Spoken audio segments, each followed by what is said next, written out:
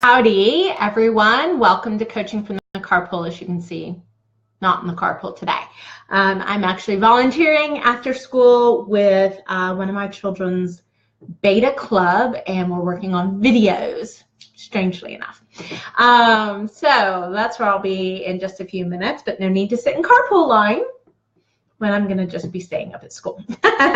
So I thought today we would talk about comparison and comfort.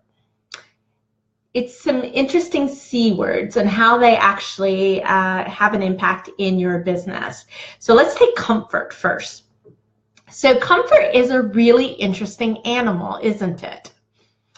Comfort is something that most business owners don't know that they have in all actuality. And here's the thing about comfort is comfort keeps you where you are. It really does. It keeps you right where you are because you're comfortable. Here's the crazy thing. You can be comfortable in a really positive environment. Like everything's going well, you really don't have anything to complain about, you like your business, you like your clients, you like your employees, you have enough, and you're comfortable. That's generally when you start plateauing, in all honesty, right? It's an interesting place to be when you have worked hard and given a lot of effort to growing your business. You kind of want to break. We all do, right? And you hear me talk about entrepreneurship as a journey. It's as if you've had this pack on your back for a really long time and you're just ready to take it off and you're not ready to pick it back up again. And you know, I gotta say, it's okay. It's okay to enjoy where you've built your business to, provided that it's not where you stay, because there's a couple of things that happen when we stay. Things don't actually improve, number one. Number two is, especially in businesses from a money standpoint, I see profit leaking and you just don't know where it's going. Okay, that tends to be what will happen. But comfort, if you need a break, hey, take that break, right? Take it.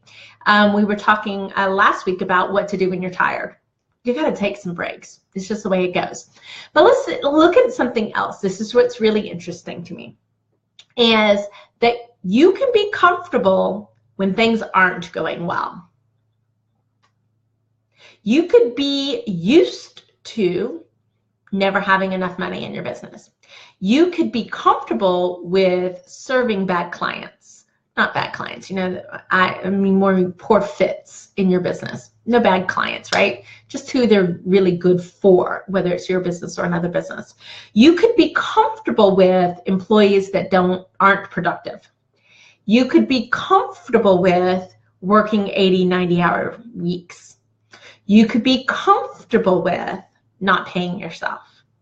I mean, I don't know if so it's so much easier to understand comfort when it's good. But really, comfort when it's bad is just as equally there. And for both cases, it's because it's what you know. There's a certain reliability. You may like it, you may not like it, but you know it. And so you're comfortable with it. And it's that comfort that keeps us where we are.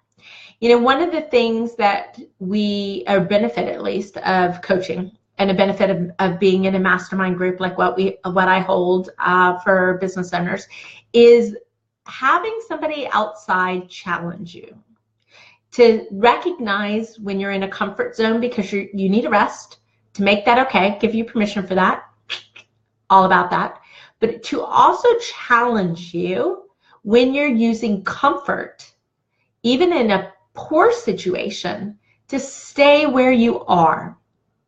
Okay, that's that extra set of eyes that just also can help you get over the fear of the unknown, because the fear of the unknown really does keep people very stagnant and not solving the problems in their business when they could take action and actually improve their business really quickly. sometimes. You've been in business for a long time. It's not crazy for you to have change in 3 months. It really isn't. You're a brand new business, you're going to have to build some momentum, okay? You just need to know that you can get some early successes out there, but you just got to give it time to settle and time to take impact. And that, you know, you're only going to get that feedback from somebody that has been doing what you're trying to do, and really has worked with enough businesses to see what the trends are. You know, I'm one of those people that like can drive and tell which driver is going to turn lanes. I love the puzzles of it and just predicting based upon what that driver's doing in the car. And that's kind of what you do in business, right? You can predict basically, with, you know, not 100% assurity, but with some assurity of what's going to happen next. And so that's one of those reasons why comfort isn't really a great thing. You know, when I talk about marketing and sales, and we talk about, you probably remember the YES formula of really, there's this element of pain that you have to help people realize because of comfort, because they've been in pain for so long, they've forgotten that it hurts. I mean, it's kind of crazy. And I don't know if you've ever experienced that in your own life or in your own business, where you've been in this situation for so long, you kind of forgot that it hurts. And if somebody could just take away the pain for like just even a day or two and gave it back to you, you suddenly would feel the weight of it. That's that comfort, okay? It's how comfort really doesn't help us be as fully successful as we could be. The second part of this is comparison. And I think business owners compare themselves to so many other people because you don't have somebody in your backcourt, right? You don't have somebody putting perspective on what it is that you're doing in your business. Hey, Patty, glad you joined. I'm in the office, so the screen looks totally different. You know, so you look outward and you look for opportunities to compare yourself against somebody else because you want to know how you're doing. Well, I gotta say, you've heard the phrase, comparison is the thief of joy. And it really is. Because your lens that you're looking for doesn't tell you the whole story. Right? It doesn't tell you what happens behind the curtain. It doesn't tell you what's underneath the hood. You know, I always joked when I hear business owners talk, hey, how's things going? Oh, they're going good. Well, good can mean like a bazillion things, right? It could be good, I was able to make payroll today, where I didn't think I was going to be. Good, I thankfully was able to pay all my bills. Good, I finally got a client to make my month. You know, so now I don't have to worry for another 30 days. Like, good, these things are not